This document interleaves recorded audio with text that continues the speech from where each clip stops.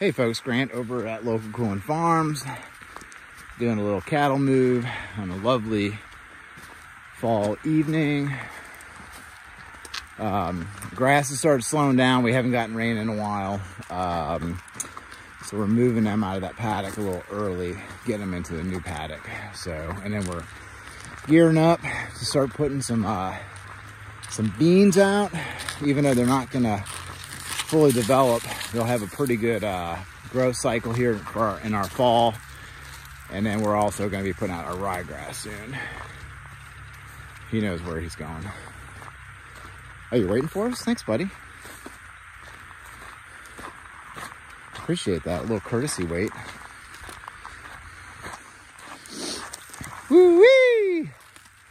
I'm so proud of how this herd has gotten trained. It was a little rough at the beginning of the year because we had destocked on cattle because of the drought. And then we got, a bunch of different cows from a bunch of different places and had to bring them all together as a team. Creeper the donkey wasn't happy about it though. He was kind of being mean to the cows a little bit. But now he's fallen into line and we're all good to go. And then we're letting them into this whole paddock. We're not subdividing it because I want them to cream it. I want them to take all the best stuff in the entire paddock.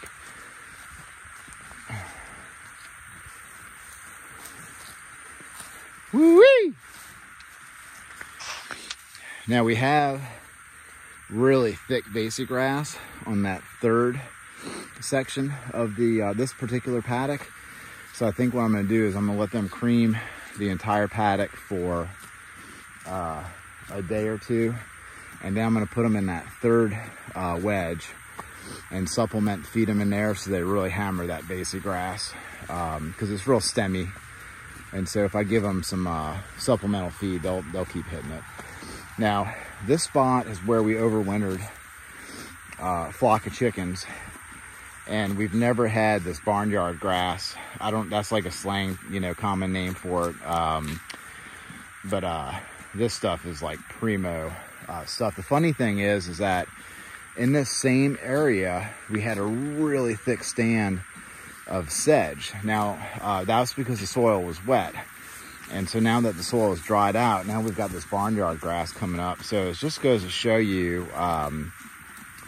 what different grasses will come up different times of the year, because I would bet a lot of money that if it was really wet out here, we wouldn't have this grass. We'd actually have sedge coming up. So that's pretty cool that we have enough, different plant species in our soil to where you're actually going to get a lot of different things depending on the time of the year and the amount of rain and stuff. So if it was wet, we'd be getting sedge, and I suspect that now that it's dry, we're getting this barnyard grass. It hasn't fully gone to seed. It's gone to seed, but the seeds have not fully matured, and I don't know if they've reached a point to where they will mature or not.